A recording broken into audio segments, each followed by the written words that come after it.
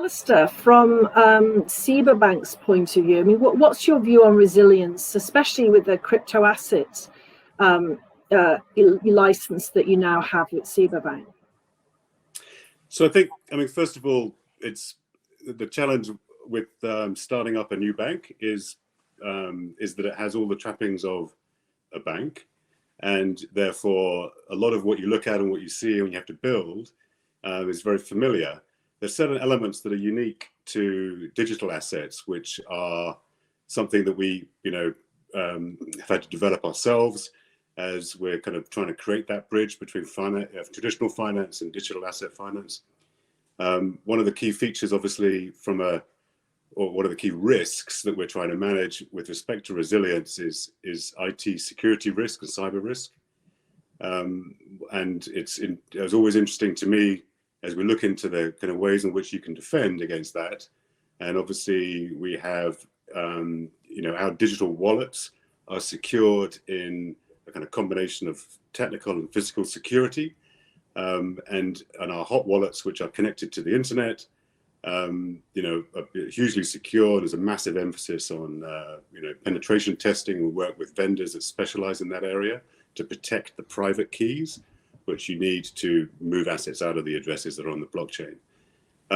But to be super secure, you then move away from being connected to the internet, and actually you go back to, it's a little bit old school. So you end up having digital wallets that are sitting in physical security, which is air-gapped, is disconnected from the internet. And then you can have multiple versions of that. This is so-called cold storage. And then you can have deep cold storage, where you put the wallets in, Swiss bunkers, in military installations in the mountains. There's all sorts of different models to that. But for me, that then introduces another layer of challenge around resilience and continuity, because as soon as you go physical, then you need to make sure that you're going physical with a design and a method which has also got redundancy in it. So you can't just have it all in one place.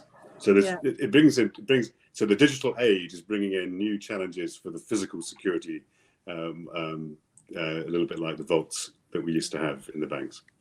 Do you find, you're almost breaking new ground, being the first bank that has been granted a banking license to deal with digital assets?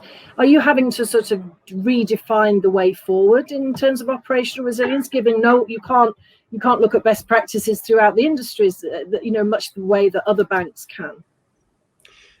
Yes, I think, yes and no. I think there's stuff you leverage which across industry, which is super interesting. So, when you set up these digital asset wallets and using these hardware security modules, these HSMs they're called, you have to run these key ceremonies to set up the private keys. And we have, there's trustless principle to the way those key ceremonies are designed, so that nobody sees the secrets as they're being established through scripts that have been independently tested. And all of that kind of method, all of that security method has been in action for years in different scenarios. So you leverage from other industries, but I think you're right. I think there's two elements that are super kind of hard, well, not hard, but make it harder to deliver, is you also have to work with a regulator that has an understanding of the context of what you're talking about. And certainly we're very lucky, and SEBA is based in Switzerland, and FINMA, the banking regulator here, built up their expertise and knowledge enough to be able to, understand how they can supervise banks and financial institutions that deal with digital assets. That's a precondition. And the second one is that is how they approach it in terms of regulation. Our operational resilience and business continuity regulation in Switzerland hasn't changed. So you then have to interpret it for the context of your environment. But that means that the auditors that come and check what you've done also have the level of knowledge and understanding to be able to audit what the controls that you have in place and the plans that you have in place. And I think that's just an evolution.